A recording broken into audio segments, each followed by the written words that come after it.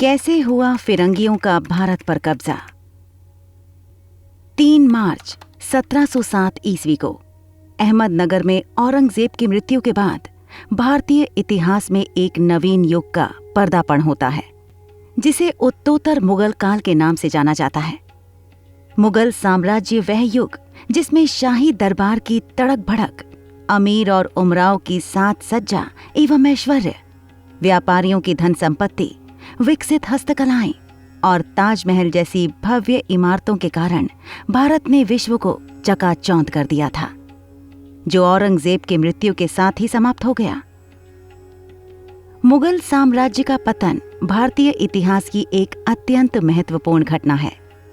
यह घटना मध्यकालीन भारत का अंत कर आधुनिक भारत की नींव डालती है, जहां औरंगजेब की मृत्यु ने आधुनिक काल की शुरुआत को चिन्हित किया है, तो दूसरी ओर इसकी समाप्ति का यश सन 1947 में मिले आजादी के साथ पूर्ण होता है। क्या आधुनिक शब्द इतिहास की इस अवधि का वर्णन करने के लिए पर्याप्त और स्वीकार्य शब्द है? अगर हम बात करें इस शब्द की, तो ये आधुनिक शब्द का विचार पश्चिम से आया है, जो विज्ञान, कार्य कारण संबंध, स्वतंत्रता, समानता और लोकतंत्र के विकास से जुड़ा है। यदि हम भारत में ब्रिटिश शासन की अवधि के लिए आधुनिक शब्द का उपयोग करते हैं, तो हम स्वीकार करते हैं कि इन सिद्धांतों को भारत में अंग्रेजों द्वारा पेश किया गया था। या फिर एक वैकल्पिक तरीका यह भी हो सकता है कि इस अवधि को औपनिवेशिक के रूप में चिन्हित कर ब्रिटिश शासन की स्थापना व प्रचार के साथ राजनीतिक, आर्थिक, सामाजिक और सांस्कृतिक दुनिया में हो रहे परिवर्तनों को औपनिवेशिक शासन के अंतर्गत स्वीकार करें।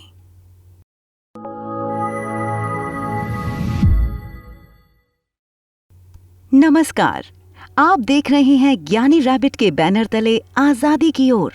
तो आइए हम चलते हैं इस सीरीज के पहले एपिसोड की ओर, जहां हम आधुनिक भारत के इतिहास को औरंगजेब की मृत्यु और मुगल साम्राज्य के लड़खड़ाते नींव को समझने और उसके आयामों को जानने का प्रयास करेंगे। महान मुगलों की अवधि, जो 1526 ईस्वी में बाबर के सिंहासन के साथ शुरू हुई और 1707 में औरंगजेब की मृत्यु के साथ समाप्त हुई। जहां एक तरफ औरंगजेब की मृत्यु ने भारतीय इतिहास में एक युग के अंत को चिन्हित किया, तो दूसरी तरफ औरंगजेब की मृत्यु के समय भारत में मुगलों का साम्राज्य सबसे बड़ा होने का प्रमाण भी प्रस्तुत किया था। फिर भी उनकी मृत्यु के लगभग 50 वर्षों के भीतर मुगल साम्राज्य का विघटन हो गया। लेकिन इतिहासकारों में मुगल साम्राज्य के पतन के कारणों को लेकर विवाद है, जिसकी चर्चा हम अपने नेक्स्ट एपिसोड में करेंगे। औरंगजेब की मृत्यु के बाद उसके पुत्रों मुअज्जम, मोहम्मद आजम और मोहम्मद काम बख्श के बीच उत्तराधिकार को लेकर युद्ध छिड़ा, जिसमें मुअज्जम सफल होता है। उत्तराधिकार के इस युद्ध में सफल होने के बाद मुअज्जम 65 वर्ष की आयु में बहादुर शाह प्रथम की उपाधि के साथ दिल्ली की गद्दी पर आसीन होता है। बहादुर शाह ने मराठों, बुंदेलों और राजपूतों के प्रति मैत्रीपूर्ण नीति अपनाई। इसने संभाजी के पुत्र शाहू को मुगल कैद से आजाद कर दिया और बुंदेल शासक छत्रसाल को बुंदेल राज्य का स्वामी स्वीकार कर लिया। लेकिन अपने ही शासनकाल में मराठा और सिखों की शक्तियों में इजाफा होता देख घबरा गया, जिसे बाद में सिखों के एक विद्रोह का सामना करना पड़ा और सिख नेता बंदा बहादुर के विरुद्ध एक सैन्य अभियान के दौरान फरवरी 1712 ईस्वी में बहादुर शाह प्रथम की मृत्यु हो गई, जिसे औरंगजेब के मकबरे के आंगन में दफनाया गया। इतिहासकार खफी खां के अनुसार बादशाह राजकीय कार्यों में इतना लापरवाह था कि लोग उसे शाह बेखबर कहते थे। 1712 ईस्वी में बहादुर शाह प्रथम की मृत्यु के बाद उसका पुत्र जहांदार शाह मुगल शासन की गद्दी पर बैठा। वस्तुतः ईरानी मूल के शक्तिशाली अमीर जुल्फिकार खां की सहायता से जहांदार शाह ने अपने भाई अजीम उस शान, रफी उन शान और जहान शाह की हत्या कर शासक बना। यह एक अयोग्य एवं विलासी शासक था, जिसके ऊपर उसकी प्रेमिका लाल कंवर का काफी प्रभाव था जहांदार शाह ने जुल्फिकार खां को वजीर के सर्वोच्च पद पर नियुक्त किया और राज्य की वित्तीय व्यवस्था में सुधार के लिए राजस्व वसूली का कार्य ठेके पर देने की नई व्यवस्था प्रारंभ की, जिसे इस्तमरारी व्यवस्था कहते हैं। जहांदार शाह ने आमेर के राजा सवाई जयसिंह को मिर्जा की उपाधि के साथ मालवा का सूबेदार बनाया और मारवाड़ के राजा अजीत सिंह को महाराजा की उपाधि प्रदान कर गुजरात का सूबेदार बनाया। लेकिन अजीम उस शान के पुत्र फर्रुखसियर ने हिंदुस्तानी अमीर सैयद बंधुओं के सहयोग से जहांदार शाह को सिंहासन से उपदस्थ कर उसकी हत्या करवा दी और स्वयं को सुल्तान घोषित कर मुगल शासन की बागडोर अपने अजीज सैयद बंधुओं के अधिकार क्षेत्र में केंद्रित कर दिया, जिसके आलोक में अब्दुल्ला खां को वजीर और हुसैन अली को मीर बख्शी के पद से नवाजा गया।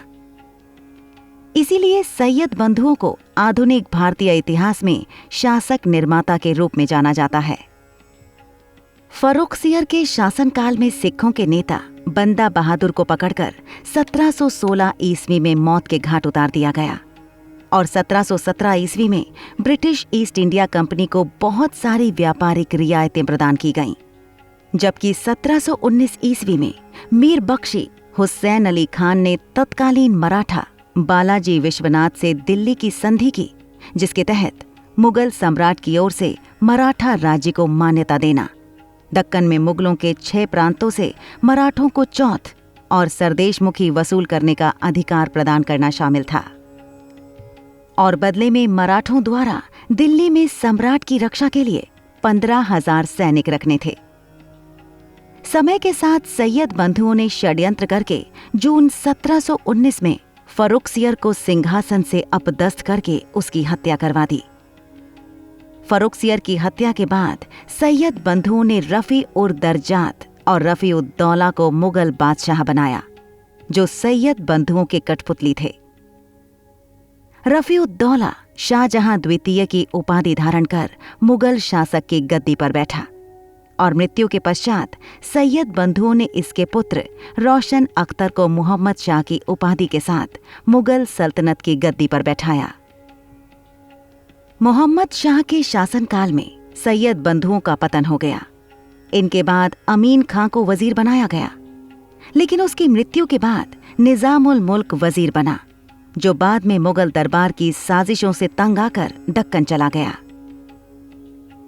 मोहम्मद शाह ने 1724 में जजिया कर अंतिम रूप से समाप्त कर दिया, जिसे औरंगजेब ने धार्मिक कट्टरता के विचारों से ओत-प्रोत होकर लगाया था। इसके शासनकाल में कई राज्यों के सूबेदारों ने अपनी स्वतंत्र सत्ता स्थापित कर ली थी। मोहम्मद शाह की सार्वजनिक मामलों के प्रति उदासीनता एवं विलासिता में तल्लीनता के कारण उसे रंगीला कहा जाता था। वस्तुतः अयोग्य शासकों, कमजोर प्रशासन, खराब सैन्य ताकत और मोहम्मद शाह की अदूरदर्शी सोच के साथ भारत की स्थिति ने विदेशी आक्रमणकारियों को अपनी ओर आकर्षित किया। इस क्रम में फारस के शासक नादिर शाह ने 1739 ईस्वी में पंजाब पर चढ़ाई करके मुगल सम्राट मोहम्मद शाह को आसानी से हराकर कैद कर लिया। तत्पश्चात नादिर शाह ने दिल्ली की ओर कूच किया और हजारों लोगों का नरसंहार किया। नादिर शाह एक क्रूर आक्रमणकारी था, जिसकी मंशा थी कि लोगों के अंदर भय उत्पन्न किया जाए और कीमती सोने चांदी, अपार धन दौलत को लूटकर अपने देश को ले जाया जाए। इस क्रम में नादिर शाह ने मोहम्मद शाह को सिंहासन पर बहाल किया और अपने साथ कोहिनूर हीरा व शाहजहां का मयूर सिंहासन ले गया। दिल्ली जैसे बड़े शहर को लूटकर उसे अपार धन दौलत की प्राप्ति हुई। नादिर शाह के आक्रमण ने बची कुची मुगल साम्राज्य के यश को कुचल दिया और उसके विघटन की प्रक्रिया को तेज कर दिया।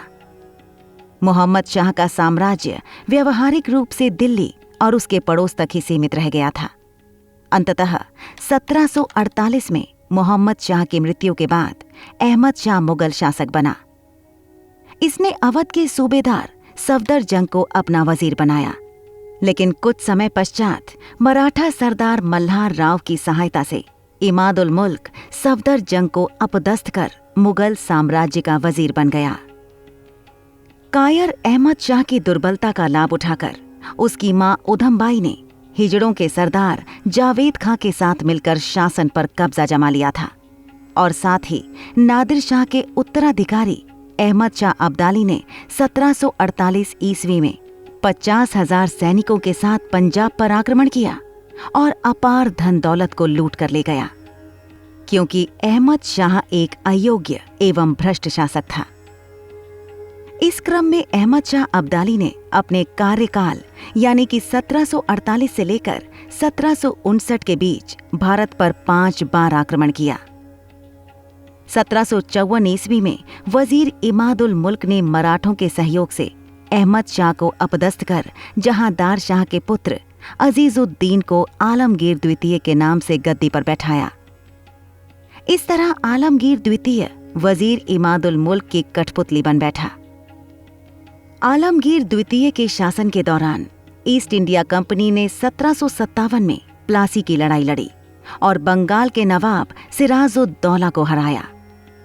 इस प्रकार कंपनी ने बंगाल में अपने पैर पसार लिए और फिर 1759 में इमादुल मुल्क ने आलमगीर द्वितीय की हत्या कर दी।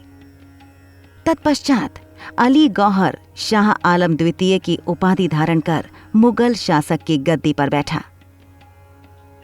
1761 में शाह आलम द्वितीय के शासनकाल में अफगानिस्तान के स्वतंत्र शासक अहमद शाह अब्दाली ने भारत पर आक्रमण किया। उसने पंजाब पर विजय प्राप्त की और दिल्ली की ओर प्रस्थान किया। इस समय तक मराठों ने अपना प्रभाव दिल्ली तक बढ़ा लिया था, इसलिए मराठों और अहमद शाह अब्दाली के बीच युद्ध अपरिहार्य था। पानीपत की तीसरी लड़ाई में मराठा बुरी तरह से पराजित हुए थे। उन्होंने अपने बहुत अच्छे सामंतों के साथ हजारों सैनिकों को खो दिया। उन्हें दक्कन में पीछे हटने के लिए मजबूर होना पड़ा। अहमद शाह अब्दाली के आक्रमण ने मुगल साम्राज्य को और कमजोर कर दिया। शाह आलम को अपनी बची कुची ताकत अब 1764 ईस्वी में बंगाल के शासक मीर कासिम और अवध के नवाब शाहजुद्दौला के साथ मिलकर अंग्रेजों के विरुद्ध बक्सर के युद्ध में लगाने के लिए विवश होना पड़ा। इस युद्ध में ऐतिहासिक पराजय के बाद अंग्रेजों ने शाह आलम के साथ इलाहाबाद की संधि की। परिणाम स्वरूप कंपनी ने अवध के नवाब से कड़ा और इलाहाबाद के जिले लेकर मुगल साम्राज्य शाह आलम द्वितीय को दे दिए और साथ ही बादशाह शाह आलम को बंगाल, बिहार तथा उड़ीसा की दीवानी ईस्ट इंडिया कंपनी को देनी पड़ी। इससे कंपनी को इन क्षेत्रों में राजस्व इकट्ठा करने की अनुमति मिल गई और बदले में कंपनी ने 26 लाख रुपए वार्षिक पेंशन देने का वादा किया। 1772 ईस्वी में मराठा सरदार महादजी सिंधिया ने पेंशन भोगी शाह आलम द्वितीय को पुनः दिल्ली की राजगद्दी पर बैठाया, लेकिन एक रुहेला सरदार गुलाम कादिर द्वारा शाह आलम द्वितीय को अंधा करके 1806 ईस्वी में हत्या कर दी गई। अंततः शाह आलम द्वितीय के समय में 1803 में दिल्ली पर अंग्रेजों का अधिकार हो गया। इस प्रकार शाह आलम द्वितीय की मृत्यु के बाद उसका पुत्र अकबर द्वितीय अंग्रेजों के संरक्षण में 1806 ईस्वी में मुगल बादशाह बना। उसने 1837 तक शासन किया और राजा राम मोहन राय को इंग्लैंड भेजा। अकबर द्वितीय की मृत्यु के बाद बहादुर शाह द्वितीय मुगल बादशाह बना। यह जफर के नाम से शायरी लिखता था, लेकिन 1857 के विद्रोह में विद्रोहियों का साथ देने के कारण अंग्रेजों ने इसे निर्वासित कर रंगून भेज दिया, जहां 1862 में इसकी मृत्यु हो गई। यह मुगल साम्राज्य का अंतिम शासक सिद्ध हुआ। इसकी मृत्यु के साथ मुगल साम्राज्य का भारत में अंत हो गया। कहा जाता है कि प्रथम स्वतंत्रता संग्राम के दौरान जब बादशाह जफर को गिरफ्तार किया गया तो उर्दू जानने वाले एक अंग्रेज व्यक्ति ने उन पर कटाक्ष करते हुए कहा, दम दमे में दम नहीं, अब खैर मांगो जान की। ए जफर, अब म्यान हो चुकी है शमशीर हिंदुस्तान की। इस पर बहादुर शाह जफर ने करारा जवाब देते हुए कहा, हिंदुओं में बू रहेगी जब तलक ईमान की, तख्ते लंदन तक चलेगी तेग हिंदुस्तान की। बर्मा की राजधानी रंगून में जब वह अपने जीवन के आखिरी दौर में थे, तब वतन की याद में तड़पते हुए उनके लफ्जों से निकल पड़ा, कितना है बदनसीब जफर दफन के लिए, 2 गज जमीन भी ना मिली कुएं यार में। धन्यवाद। ये एपिसोड हमारे व्यूअर को कैसा लगा हमें कमेंट करके बताएं और साथ ही चैनल को सब्सक्राइब करते हुए बेल आइकन के बटन को प्रेस कीजिए, जिससे हमारे नेक्स्ट एपिसोड की नोटिफिकेशन सबसे पहले आप तक पहुंचे।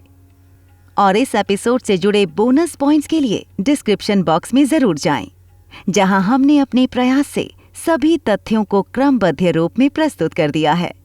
नमस्कार।